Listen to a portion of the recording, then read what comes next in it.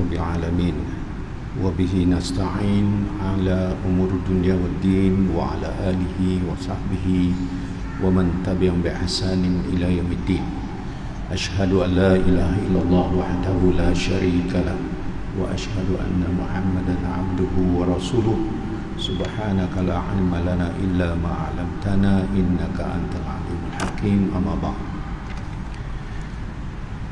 Yang dikasihi Tuan Nazir, Tuan Imam Ahli Jawatankuasa Masjid, hadirin hadirat, ikhwan wa akhwat rahimakumullah. Kita bersyukur kepada Allah SWT dalam kesempatan pada malam ini kita bersama-sama menjadi tetamu Allah, menunaikan hak Allah dalam memenuhi jemputan kita yang disebut seruan yang sangat sempurna atau disebut da'watu tammah. Itu azan yang kita dengar saban hari, itu diistilahkan dalam doa balas kita disebut kalimat da'watu tammah, iaitu seruan atau jemputan yang sangat sempurna, sangat mulia dan sangat perlu disambut. Alhamdulillah, dalam banyak anggota masyarakat kita, sebahagiannya menyahut jemputan itu, sebahagiannya dengan sebab masing-masing tidak bersama di masjid. Mari kita jadikan amalan salat masjid berjemaah sebagai amalan yang istiqamah, supaya kita meraih segala manfaat daripada kehadiran kita beriktikaf, dan kita juga menunaikan tahiyatul masjid dan solat-solat sunat yang lain di samping kita menunaikan solat fardu. Pada malam ini saya akan berkongsi membicarakan tentang ahwal umat Islam di tingkat global, cabarannya, dan bagaimana kedudukan kita untuk memahami apa yang disebut qadiyatul ummah, atau dipanggil problem atau problematika ummah. Tapi sebelum itu, mari saya mengulangi di tempat-tempat yang lain kesedaran kita terhadap kalimat berummah ini yang sangat penting kita sedari.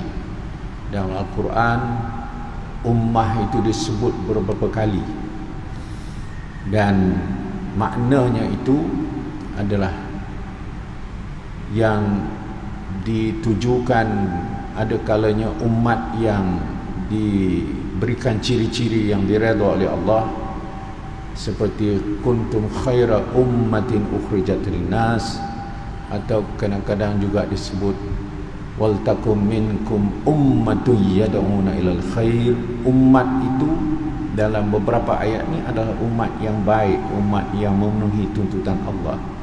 Tapi ada juga kalimah ummah yang kita tulis alif mim ta marbutah, itu ummah itu ada kalanya dikaitkan dengan kelompok manusia yang dimurkai Allah, yang disebut umat Lut, atau kadang-kadang disebut kaum Lut, kita kaum Ad, kaum Samud juga dikaitkan dengan ummah.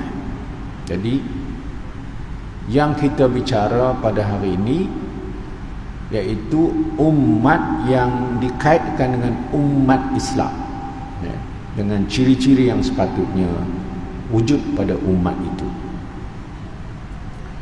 Dan Al-Quran Karim,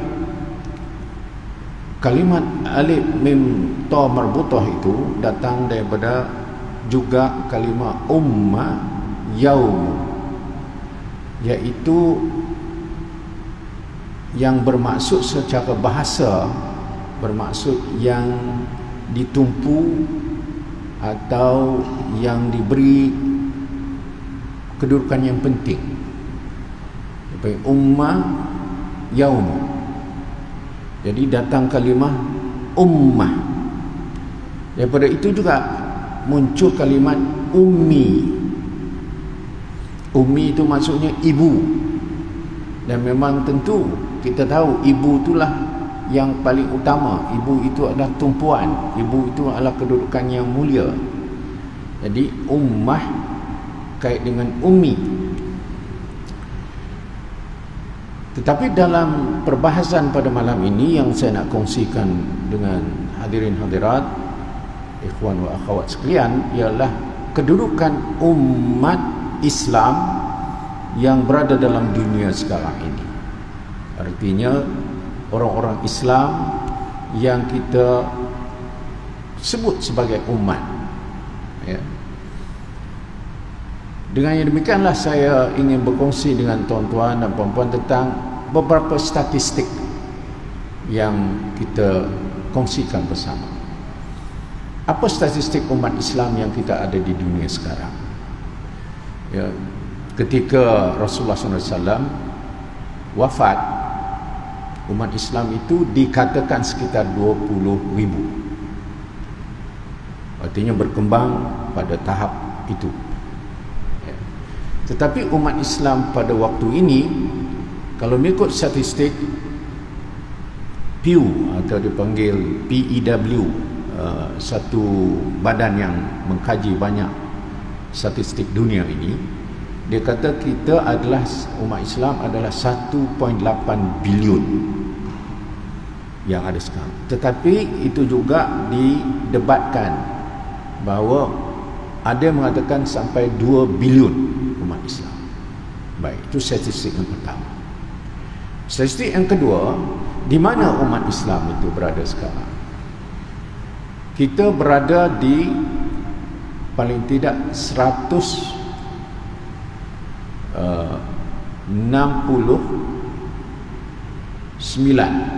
negara. Seluruh dunia ni ada 192 negara, tapi dalam statistik itu mengatakan 169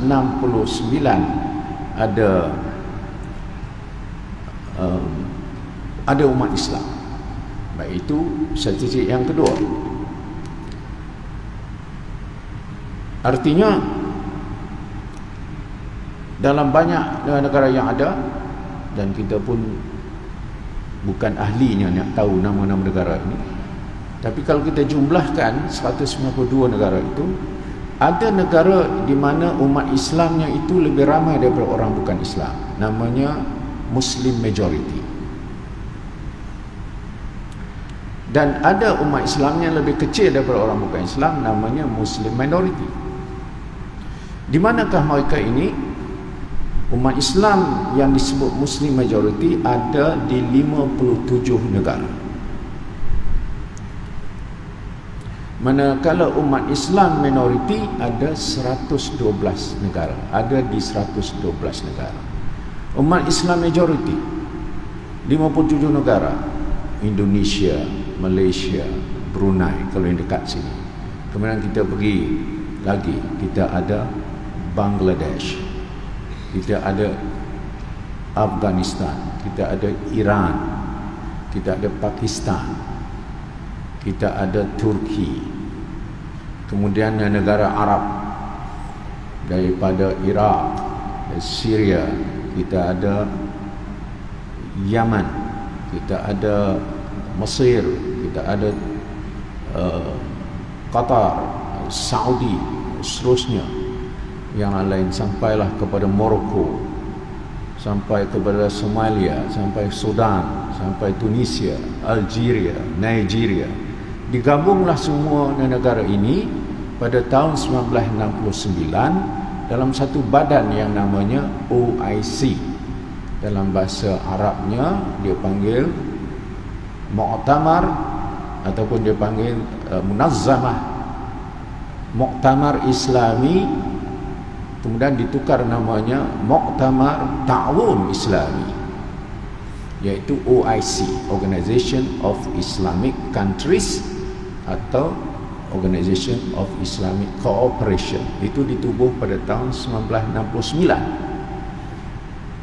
Dikelompoklah semua negara umat Islam majoriti ini dalam disebut OIC. Negara yang paling ramai umat Islam dalam negara di bawah OIC ini namanya Indonesia. Kita ada lebih kurang 280 juta umat Islam di Indonesia. Umat Islam majoriti yang terkecil, ada yang mengatakan Maldives, ada yang mengatakan Brunei. Sekitar 500,000 orang dalam dua negara ini. Yang lain selepas Indonesia, yang kedua terbesar ialah Pakistan, negara umat Islam majoriti. Baik, itu statistik yang ketiga. Negara umat Islam yang minoriti saya sebut tadi ada 112 negara. Yang paling besar umat Islam minoriti berada di India, iaitu 250 juta. Jadi bawah sikit daripada Indonesia, tapi dia duduk di negara bukan Islam. India ada 1.2 bilion populasi, tapi umat Islam 250 juta. Jadi itu umat Islam minoriti yang terbesar di dunia. Umat Islam yang terkecil, yang minoriti, ada yang dikata Cocos Island. Itu kalau kita pergi Papua New Guinea, kita nak pergi sampai ke Australia, ada satu pulau, sebuah negara disebut Cocos Island. Statistik yang mutakhir yang dulu pernah saya baca ialah 17 orang. Baik, itu statistik yang kedua. Maknanya umat Islam minoriti berada di Thailand, Cambodia, Vietnam, Laos, Philippines, Singapura. Kemudian kita ada umat Islam di Myanmar, umat Islam di, saya sebut tadi, di India, di Sri Lanka. Kemudian umat Islam di belah Afrika. Banyak negara umat Islam bilangannya lebih kecil. Kemudian di Eropah, di United States, di UK, di Canada, di Latin America, di Australia, di China, di Russia, di Jepun, di South Korea, di North Korea, sampailah kepada New Zealand. Kita ada 112 negara umat Islamnya minoriti. Baik, itu yang keempat. Saya beri lagi satu statistik tentang apakah kedudukan orang-orang Islam dari segi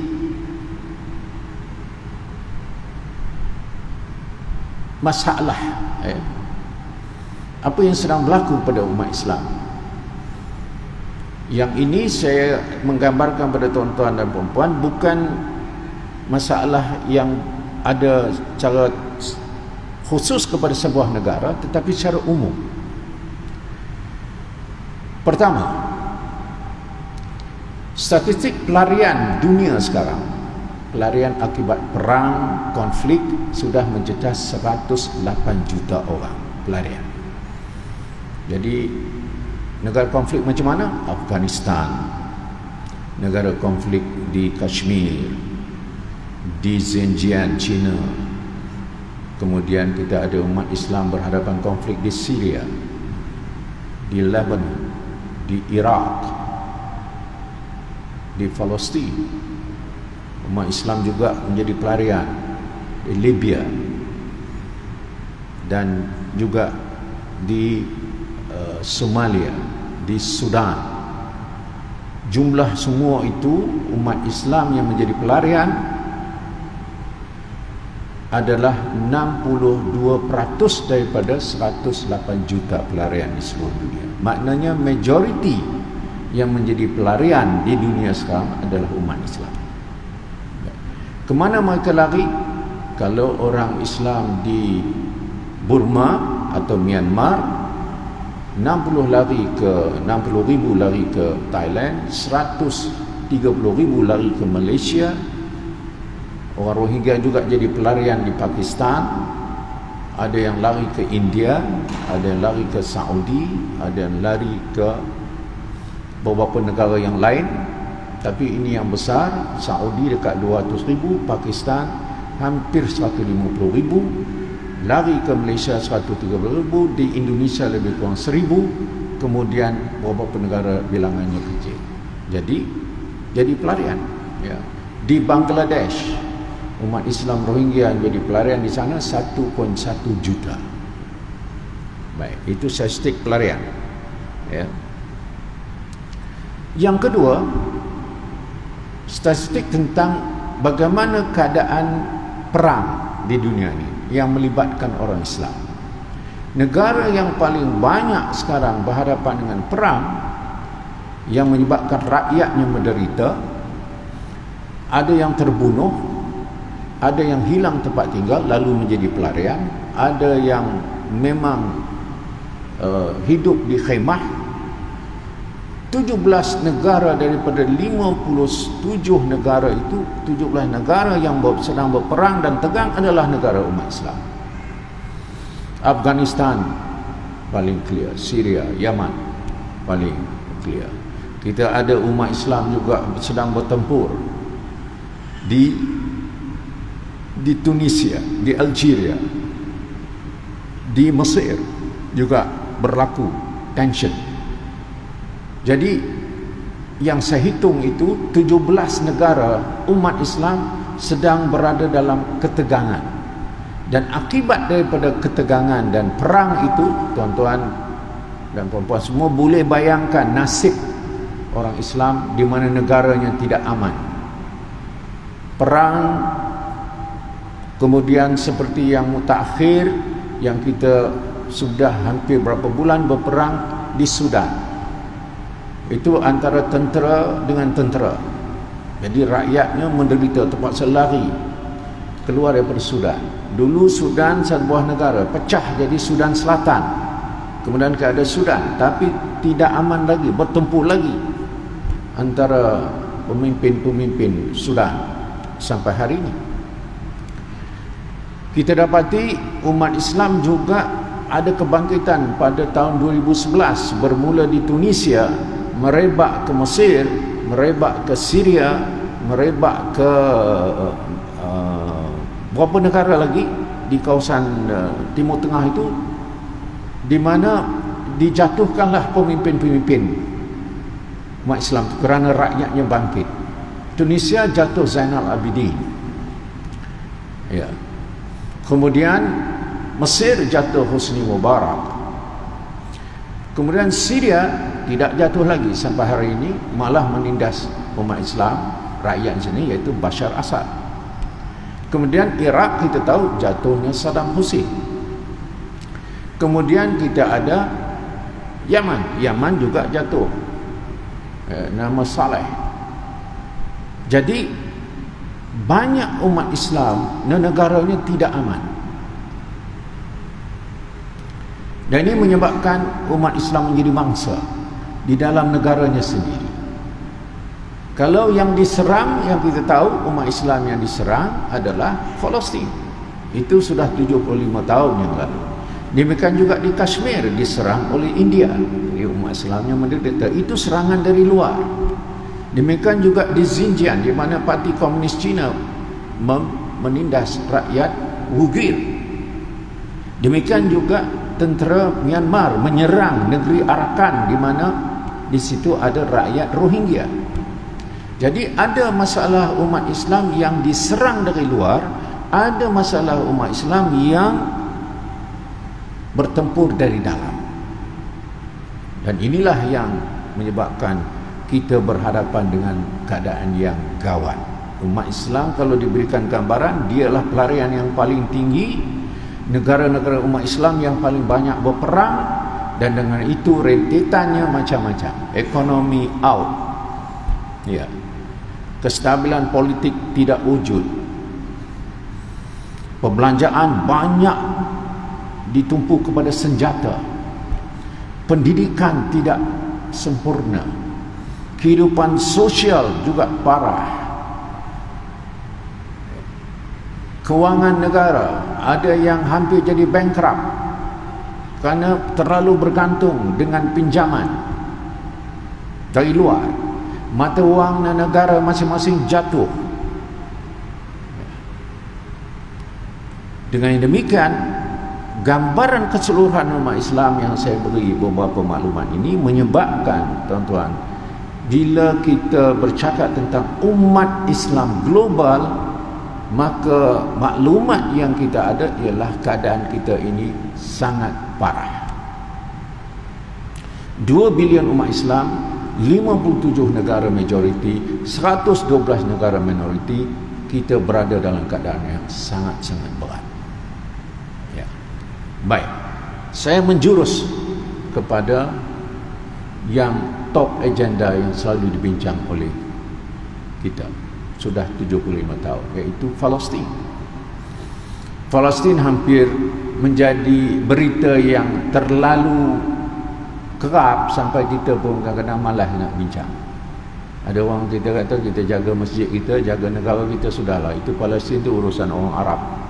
Palestin ini urusan orang-orang Palestin, biar mereka yang settle dengan Israel. Ada orang beranggapan begitu. Tetapi yang saya nak sebut ni, Palestin sudah 75 tahun dia dicerobohi oleh Yahudi yang didukung oleh kuasa barat, British, kemudian sekarang didukung oleh Amerika. Lalu dengan seluruh kekuatan yang ada kepada negara besar ini, mendukung negara yang haram yang dinamai Israel pada 15 Mei atau 14 Mei 1948 diisytiharlah wujudnya negara Israel. Itu atas restu siapa? Pertama, atas restu beberapa pimpinan negara Arab itu, terutama Saudi, bersetuju dengan British untuk melepaskan Palestin itu kepada Yahudi. Ini berlaku pada tahun 1924 apabila kerajaan Uthmaniyah jatuh. Kemudian tu British memberitahu bahawa negara Arab sekarang harus keluar daripada kerajaan Uthmaniyah, dan syarat siapa yang nak memimpin negara yang panggil Al Jazeera atau negara yang kawasan itu mestilah terima syarat bahawa bumi Palestin mesti diserahkan kepada Yahudi. Keberlarutanlah sampai hari ini. Apa dia isu Palestin? Ada sekurang-kurangnya 5. Pertama, isunya ialah isu penjajahan, bahawa tidak boleh tidak kita mesti faham bahawa Palestin itu adalah negara yang telah dijajah. Kemudian daripada seluruh rintikannya berlaku macam-macam. Pokoknya itu isu pertama. Isu yang kedua, Palestin mereka yang telah dihalau pada tahun 1948 hampir 200,000 pada tahun 1948, tapi sekarang yang telah dihalau keluar daripada Palestin sudah mencecah 6 juta. Jadi 6 juta rakyat Palestin berada di luar Palestin. Yang ada di Palestin hanya tinggal sekitar 4 juta. Ada 2 juta di Gaza, yang selebihnya di West Bank. Kelompok yang dihalau ini tak dibenarkan balik ke tanah mereka. Jadi isu yang kedua ialah hak untuk kembali. Dia panggil the right of return, hakul audah. Jadi itu isu yang kedua. Orang Palestin tak boleh balik ke negaranya sendiri. Yang ketiga, isunya ialah isu di mana wujudnya sistem apartheid, iaitu diskriminasi antara orang yang berbangsa Arab Palestin ditindas sehingga tidak sama rata hak mereka dengan orang Yahudi. Jadi di West Bank itu polis Yahudi yang berkuasa, walaupun mereka beri kepada Fatah, kerajaan Fatah, tapi kerajaan Fatah tidak boleh buat apa-apa sebab polis semua dikawal oleh Yahudi. Jadi telah berlakulah diskriminasi. Sekolah, diskriminasi terhadap sekolah, diskriminasi terhadap ekonomi, diskriminasi terhadap jawatan-jawatan, diskriminasi untuk nak bergerak antara satu tempat satu lain. Semua itu berlaku di Palestin yang disebut di tebing barat. Jadi isu yang kedua ialah Israel telah melaksanakan sistem kerajaan apartheid seperti South Africa pada zaman Nelson Mandela. Isu yang keempat ialah isu di mana orang-orang Yahudi telah dibenarkan untuk merampas tanah-tanah yang masih ada di tangan orang Palestin, merampas, meroboh rumah mereka dan mendirikan rumah-rumah baru untuk orang Yahudi. Ini dia panggil the illegal settlement. Jadi sewenang-wenangnya mereka membesarkan perumahan orang Yahudi, masuk dalam kawasan tanah-tanah Palestin, rampas kebun-kebun orang Palestin, runtuhkan rumah orang Palestin, dan mereka membesarkan kawasan perumahan Palestin. Ini namanya the settlement colonization. Isu yang terakhir, yang paling besar, ialah isu mereka mengawal dan boleh kita anggap bahawa mereka telah merampas Masjid Al-Aqsa. Masjid Al-Aqsa berada di dalam satu kawasan namanya Baitul Maqdis. Baitul Maqdis satu bandar. Kadang-kadang disebut Al-Quds, kadang-kadang dia panggil Jerusalem. Di dalam Jerusalem itu ada satu kawasan yang dipanggil the Old City, kota lama, di mana di situ beradanya Masjid Al-Aqsa. Jadi mereka telah peristiwa yang tuan-tuan daripada tahun ke tahun, bulan Ramadan, bagaimana Masjid Al-Aqsa itu diceroboh, diserang, orang berjemaah dalam itu ditangkap.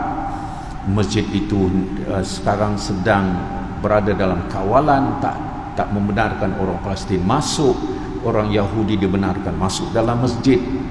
Kemudian mereka juga merancang untuk meruntuhkan 5 masjid yang ada di dalamnya, iaitu Masjid Quba Sakhrah, Masjid Qibli, Masjid Qadim, Masjid Marwan, dan Masjid Buraq. 5 ini semuanya jumhur ulama Palestin mengatakan ini semua Masjid Al-Aqsa. Sebab kalau Masjid Qibli saja disebut sebagai Masjid Al-Aqsa, Yahudi kata kamu ambil itu masjid itu saja, yang lain kami akan ambil. Jadi ini isu besar. Kalau ini tidak difahami betul-betul 5 isu ini, terutama isu Masjid Al-Aqsa, maka akidah kita mungkin boleh dipersoalkan. Sebab kalau kita kata Masjid Al-Aqsa itu bukan urusan kita, bukan urusan orang-orang Islam, tapi hanya urusan orang Palestin dan hanya urusan untuk orang Arab, maka akidah kita terhadap ayat yang kita sering baca, surah Al-Isra, yang mencatat nama Masjid Al-Aqsa dan Masjid Baitul Haram itu dalam peristiwa Isra wal Mi'raj. Kalau kita tidak peduli kepada Masjid Al-Aqsa, kita kata ini urusan orang Palestin, maka kita telah menjejaskan keimanan kita kepada peristiwa Isra wal Mi'raj, dan dengan itu menjejaskan akidah kita terhadap ayat Al-Quran ini. Baik, khalas. Berapa umat Islam jadi pelarian di Palestin? 6 juta. Berapa yang sudah terbunuh daripada sejak Israel ditemukan sampai hari ini? Sudah 2 juta yang telah dibunuh. Apa yang berlaku?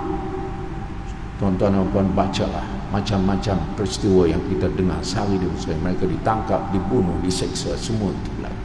Baik. Yang kedua, saya kongsikan dengan apa yang berlaku di India.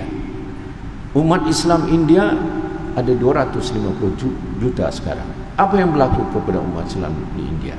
Sejak daripada Mahatma Gandhi telah memerdekakan India pada tahun 1947, Mahatma Gandhi ini seorang pejuang kemerdekaan India. Tapi sikap dia terhadap orang Islam yang ada di India, dan juga orang Hindu, dan juga orang Kristian, dan beberapa yang negara agama yang lain, dia bersikap mau supaya India itu hidup aman antara agama. Sebab itu pernah dia lafazkan, Mahatma Gandhi mengatakan, I am a Hindu, I am a Muslim, I am a Christian. Dia nak beritahu kepada orang, rakyat di dalam perjuangan yang mereka ke India, jangan berkelahi antara agama. Kita hidup dalam negara India. Tetapi ada satu grup yang namanya RSS. Ini adalah fanatik Hindu. Ditubuh pada tahun 1929. Mereka mengambil inspirasi daripada gerakan Jerman, gerakan Nazi. membunuh orang-orang Yahudi. Mereka mengatakan kita di India mesti bina satu gerakan di mana India mesti orang Hindu sahaja. RSS itu membawa satu ideologi namanya Hindutva. Apa makna Hindutva? Makna Hindulah yang berada di India. Kita tidak mau orang Islam, kita tidak mau orang Kristian, kita tak mau orang Buddha, kita tak mau. Kita cuma nak Hindu saja. Lalu dihantar seorang yang telah menembak Mahatma Gandhi dan membunuhnya. Orang ini adalah ahli ber-RSS. Jadi RSS mulai cuba membawa agenda itu selama berapa tahun, semakin kuat sampailah mereka akhirnya menubuh sebuah parti namanya BJP, parti politik. Itu daripada RSS. Dengan memberi sentimen perkauman, sentimen agama Hindu, maka mereka telah melancarkanlah kempen habis-habisan. Lalu BJP menang, mengalahkan parti Kongres yang ditubuhkan oleh Mahatma Gandhi sebelumnya. Kalahlah parti Kongres, BJP menguasai, dan dengan BJP menguasai, mereka melantik ahli mereka nama Narendra Modi untuk jadi Perdana Menteri. Dengan wujudnya kekuatan itu, mereka telah melancarkan dasar untuk menghapuskan orang-orang Islam di India. Apakah mereka lakukan? Antaranya ialah mob lynching. Mob lynching ialah serang orang Islam di rumah mereka atau di jalan raya, di mana saja kamu jumpa. Terutama kalau kamu syak di rumahnya ada daging lembu, kamu bunuh mereka. Itu namanya mob lynching. Kemudian mereka melancarkan juga sekarang suatu undang-undang namanya CAA, atau dipanggil the Citizen Amendment Act 2020, mempersoalkan kerakyatan orang-orang Islam di India. 250 juta itu diharapkan akan dibatalkan kerakyatan mereka. Dengan itu mereka memberi amaran kepada orang Islam, kamu ada dua pilihan saja, sama ada kamu keluar dari India atau kamu menghadapi pembunuhan. Yang mutakhir, mereka mulai menyerang masjid-masjid. Mereka mendakwa bahawa setiap masjid yang ada di India itu banyaknya adalah tempat lahirnya Tuhan mereka, iaitu Ram dan Krishna. Mereka mendakwa itu masjid-masjid itu semua dulu zaman Mughal, kerajaan Islam Mughal telah menghancurkan tapak-tapak kuil mereka dan mendirikan masjid. Masjid di India ada 400,000 yang sudah ditarget sekarang ini lebih kurang 2,000 untuk diruntuhkan kerana mereka mendakwa ini tapak lahirnya Tuhan mereka. Jadi sasaran kepada masjid sudah mulai berlaku. Dan sekarang yang mutakhir, kemarin mereka seorang polis telah naik ke atas kereta api dan mensasarkan orang Islam yang ada dalam kereta api itu dan ditembak hidup-hidup. Yang mati semalam yang saya tahu 4 orang, banyak yang cedera, atas alasan bahawa kamu tidak layak ada di India. Kami dah bagi warning banyak kali, kenapa kamu ada di sini? Lalu ditembak, tembak depan mata orang ramai. Banyak yang saya boleh kongsikan tentang keadaan di India yang sangat parah sekarang ini. Tetapi malangnya kerajaan Arab seperti United Emirates Bersatu, Dubai, dan juga ada beberapa negara Arab menyanjung India, merasa India itu model demokrasi terbesar di dunia, padahal India itu sedang menindas umat Islam yang sangat parah. Saya ada menulis satu makalah kecil namanya RSS, yang ideologi RSS itu mulai cuba nak dihantar ke Malaysia supaya hidup apa yang bagi perasaan kehinduan. Di India ada satu kawasan yang namanya Kashmir. Kashmir itu adalah kawasan yang masa British memerdekakan India, dia tidak tentukan Kashmir ini duduk di bawah India atau duduk di bawah Pakistan. Jadi Kashmir jadi tanah atau wilayah yang tak menentu.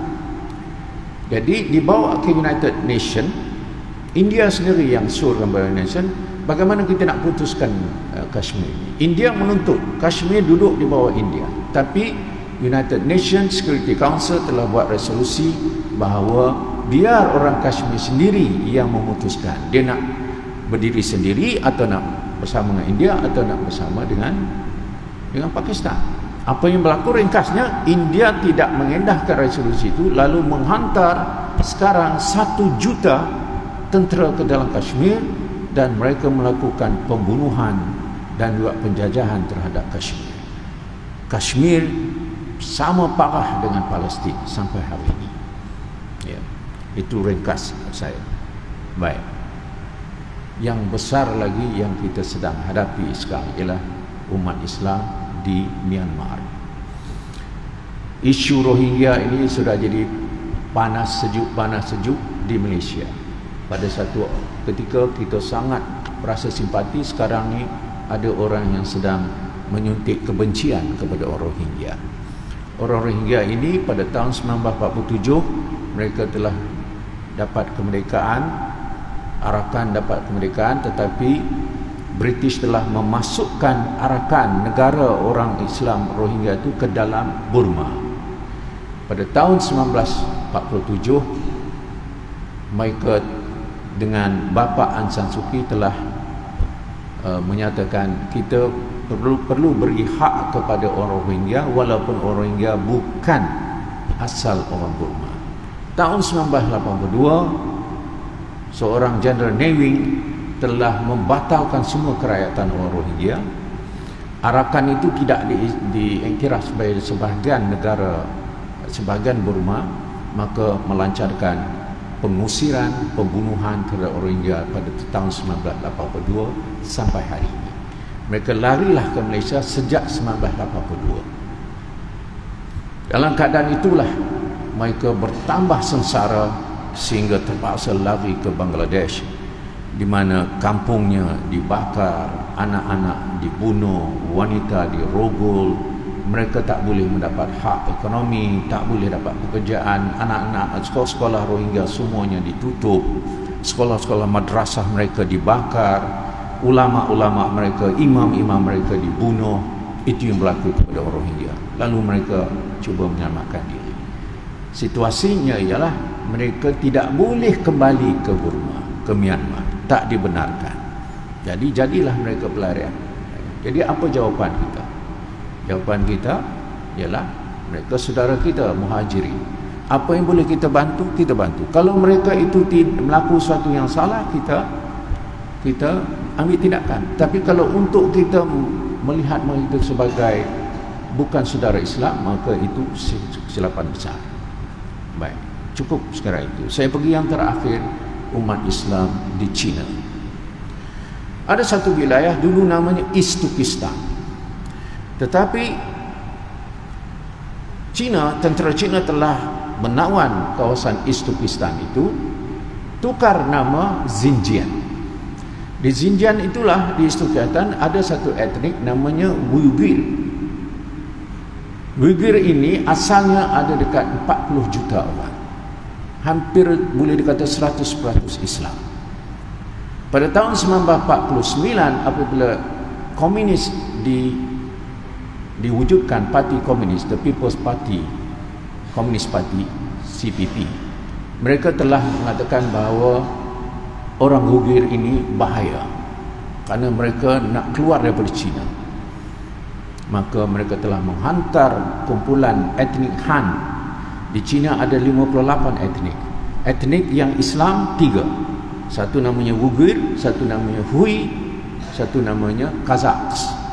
Tapi yang paling besar ialah Uyghur. Uyghur ini duduk di mana? Di Xinjiang. Xinjiang ini adalah wilayah yang sangat besar. Mereka ada Kesultanan Islam East Turkestan dulu. Ada Perdana Menteri, ada Menteri Kabinet. Tapi mereka telah dibunuh pada tahun 1949. Kemudian kaum Han ini dibawa masuk seperti Yahudi menguasai Palestin. Mereka masuk ke kawasan-kawasan, ambil tanah satu demi satu, tutup segala masjid. Masjid yang asal ada 29,000, 16,000 telah dihancurkan, ditutup, dan hanya tinggal beberapa untuk pelancongan. Jadi kalau kita pergi, dia orang kata Islam okey di China. Saya cuba dipujuk oleh kedutaan China supaya saya pergi. Saya kata kalau kamu panggil aku akan dilihatkan nampak semua okey. Tapi 1 juta orang Uyghur sekarang di dalam penjara, dan kamu tidak akan benarkan saya masuk untuk nak bertanya macam mana mereka telah dicucuk, wanitanya dicucuk ubat, tidak boleh hamil, macam mana mereka dipaksa untuk isytihar keluar daripada Islam, macam mana mereka dipaksa untuk makan babi, macam mana anak-anak mereka tak dibenarkan untuk diberi nama Islam. Itu takkan mereka beri untuk saya nak dapat testimoni. Jadi Uyghur dalam keadaan yang parah, antara etnik yang sangat kuat.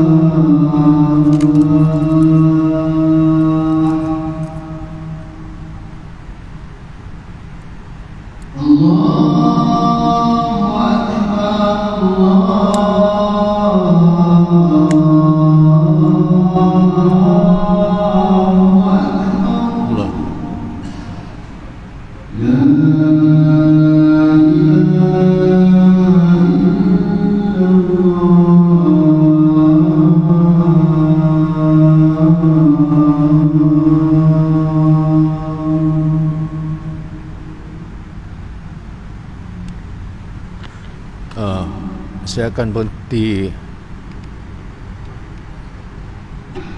Saya berhenti sekarang. Ada buku saya tulis Malik Rugi dan Kashmir, tuan-tuan boleh dapatkan huraian tentang halaman Islam di tempat lain. Saya akan sampaikan pada waktu dan kesempatan yang ada. Kemudian sekian, Assalamualaikum warahmatullahi wabarakatuh.